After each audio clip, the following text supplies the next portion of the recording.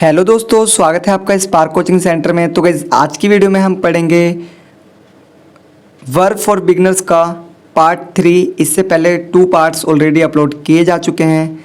साथ ही साथ प्लेलिस्ट बनी हुई है, जस्ट आपको विजिट करना है और सारे वीडियोस को प्ले करना है, देखना है, वॉच करना है। ठीक है, तो आइए आज की वीडियो में स्टार्ट करते हैं जो बचे हुए वर्ब हैं उनको। ठीक है, तो आज का पहला वर्ब है आपका से का मतलब होता है कहना, सेकंड फॉर्म होती है सेड और थर्ड फॉर्म होती है सेड। ठीक है,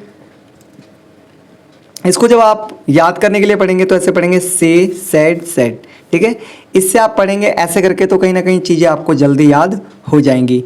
आगे नेक्स्ट है आपका सेल का मतलब होता है बेचना, सेकंड फॉर्म होगी सोल्ड और थर्ड होगी सोल्ड, यानी इसकी सेकंड और थर्ड दोनों सेम है। जैसे इसको जब आप पढ़ेंगे वैसे नॉर्मली याद करने के लिए तो सेल सोल्ड सोल्ड, इस तरीके से पढ़ना है ताकि ये चीज़ें आपको जल्दी से याद हो सके। आगे नेक्स्ट है आपका वर्ब सिंग का मतलब होता है गाना, सिंग का मतलब होता है गाना, सेंग इसकी सेकंड फॉर्म है और संग इसकी थर्ड फॉर्म है।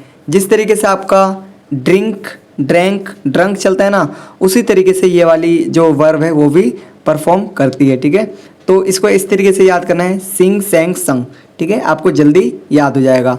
नेक्स्ट है आपका स्लीप का मतलब होता है सोना, सेकंड फॉर्म है स्लैप्ड और थर्ड फॉर्म है स्लैप्ड। ठीक है, स्लीप स्लैप्ड ऐसे आपको याद करना है। ठीक है, नेक्स्ट है आपका टेक का मतलब होता है लेना, टेक का मतलब होता है लेना, सेकंड फॉर्म होती है टुक और थर्ड फॉर्म होती है इसकी टेकन। ठीक है, यानी जब हम इसको प्रोनाउंस करेंगे, याद करने के लिए पढ़ेंगे तो हम ऐसे पढ़ेंगे टेक टुक टेकन। देखिए, जब आप इस तरीके से पढ़ेंगे तो कहीं ना कहीं ये जो चीज़ें हैं वो ज़्यादा इजी रहेंगी याद करने में, क्योंकि मैं यहाँ पर जो बच्चों को पढ़ाता हूँ वो इसी तरीके से पढ़ाता हूँ ताकि कहीं ना कहीं अच्छी तरीके से बच्चों को याद हो जाए और चीज़ें वो समझ भी सकें। साथ ही साथ अगर आप हमारे चैनल पर न्यू हैं तो मैं आपको बता दूं कि हमारा एक और यूट्यूब चैनल है जिसका नाम है spark coaching centre for English. आप वहाँ पर भी जुड़कर हमसे इंग्लिश सीख सकते हैं। वहाँ पर मैं आपको फेस के थ्रू पढ़ाता हूँ। ठीक है, वहाँ पर प्रैक्टिस भी लाजवाब होती है, तो एक बार विजिट ज़रूर करिए। ठीक है, आगे देखिए, आगे है टीच का मतलब होता है पढ़ाना, टीच का मतलब क्या होता है पढ़ाना, सेकंड फॉर्म होती है टॉट और थर्ड फॉर्म भी होती है टॉट। ठीक है, यानी जब हम इसको पढ़ेंगे तो हम इस तरीके से पढ़ेंगे टीच टॉट टॉट। ठीक है, अगर आप इस तरीके से पढ़ते हैं तो कहीं ना कहीं चीज़ें आपको याद होने लग जाएंगी और आप इजीली इस चीज़ को बहुत लॉन्ग टाइम तक याद रख पाएंगे। नेक्स्ट वर्ड है आपका टेल का मतलब होता है कहना या फिर बताना, कहना या फिर बताना। ठीक है, टेल टोल्ड। ठीक है, टेल का मतलब क्या होता है कहना, कहो, टेल या से। ठीक है, इस तरीके से। तो इसकी सेकंड फॉर्म होती है टोल्ड और थर्ड फॉर्म होती है टोल्ड। ठीक है, इसको जब आप याद करने के लिए पढ़ेंगे तो ऐसे पढ़ेंगे टेल टोल्ड। ठीक है, इसी तरीके से आपको याद करना है, टेल टोल्ड टीच टॉट कम केम कम। जब आप इस तरीके से याद करेंगे आप देखेंगे चीज़ें आपको ईजिली याद हो पा रही हैं। ठीक है, नेक्स्ट है आपका वर्क का मतलब होता है काम करना, सेकंड फॉर्म है आपकी इसकी वर्कड और थर्ड फॉर्म है इसकी वर्कड, यानी सेकंड और थर्ड बिल्कुल सेम है। जब आप इसको याद करने के लिए पढ़ेंगे तो ऐसे पढ़ेंगे वर्कड। ठीक है, ताकि आपको स्पेलिंग के साथ ये सारी चीज़ें याद हो जाए। नेक्स्ट है आपका वीप का मतलब होता है रोना, वीप का मतलब होता है रोना, वेप्ट।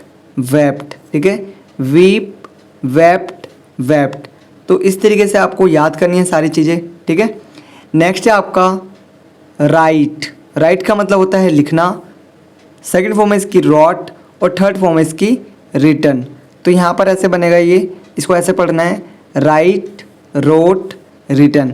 ठीक है, आप जब इस तरीके से इसको याद करने की कोशिश करेंगे तो सारी चीज़ें इजीली याद हो पाएंगी। ठीक है, नेक्स्ट है आपका वॉक का मतलब होता है टहलना।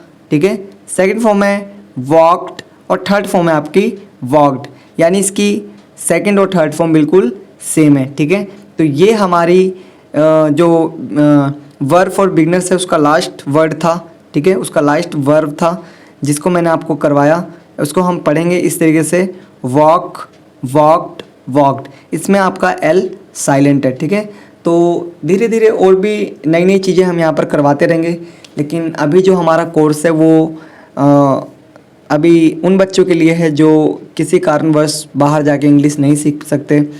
कई जो गर्ल्स होती हैं उनके घर से थोड़ा सा होता है ना कि बाहर नहीं जा सकती, घर में ही पढ़ेगी, तो वो बच्चे यूट्यूब का सहारा लेकर बहुत अच्छी तरीके से इंग्लिश सीख सकते हैं।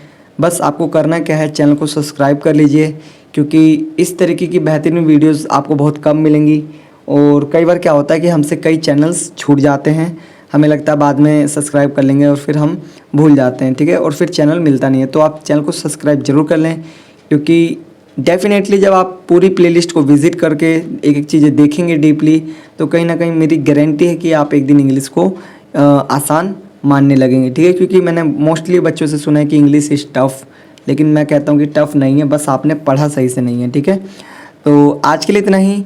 इसी तरीके से एक और अभी हम सीरीज़ चालू करेंगे, जिसमें मैं आपको थोड़ा सा इससे ऊपर जो एडवांस होता है हल्का सा वो करवाऊँगा, और उसके भी हो सके 2 से 3 पार्ट बने, क्योंकि हमें जो अभी वर्व करवानी है वो लगभग हमारे पास 1300-1400 वर्व की एक प्लेलिस्ट बनी हुई है, ठीक है, जिसको मैं आपको ज़रूर करवाऊँगा। और अगर आप वो वाली वर्व कर लेते हैं तो ऑलमोस्ट आप इंग्लिश के एक मास्टर कहलाएंगे अपने आप में ही, क्योंकि 1300 वर्व हैं, 1300 प्लस। तो उसकी जो वीडियोस हैं वो लगभग बनेंगी बहुत ज़्यादा, क्योंकि उसमें एक वीडियो में लगभग मुझे 50 वर्व करवानी पड़ेंगी। तो 50 का एवरेज लेके चलेंगे तो कहीं ना कहीं 27 या 28 वीडियो में वो ख़त्म हो पाएगा। तो आज के लिए इतना ही, मिलते हैं नेक्स्ट वीडियो में एक यूज़फुल वीडियो के साथ। तब तक के लिए टाटा बाय बाय, जय हिंद, जय भारत।